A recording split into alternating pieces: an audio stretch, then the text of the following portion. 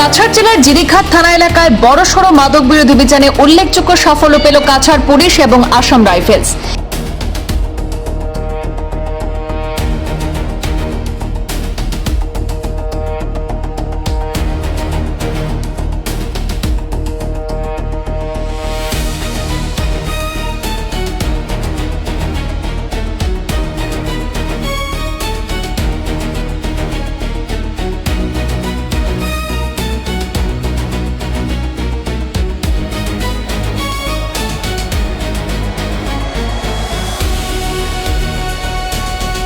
নির্ভরযোগ্য সূত্রের তথ্যের ভিত্তিতে পরিচালিত যৌথ অভিযানে আটক করা হয়েছে 2 জনকে।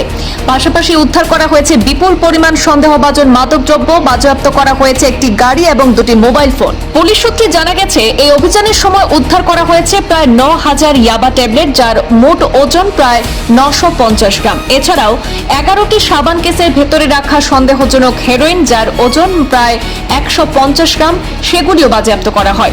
এই অভিযানে MZ02B6363 নম্বরের একটি সুইফট গাড়ি বাজেয়াপ্ত করা হয়, সেই সাথে 2টি মোবাইল ফোনও বাজেয়াপ্ত করেছে পুলিশ। ধৃত 2 ব্যক্তির বিরুদ্ধে প্রয়োজনীয় আইনি প্রক্রিয়া শুরু করা হয়েছে। উদ্ধার হওয়া সামগ্রী পরীক্ষার পাশাপাশি ঘটনার সঙ্গে আর কেউ জড়িত রয়েছে কিনা তাও খতিয়ে দেখা হচ্ছে।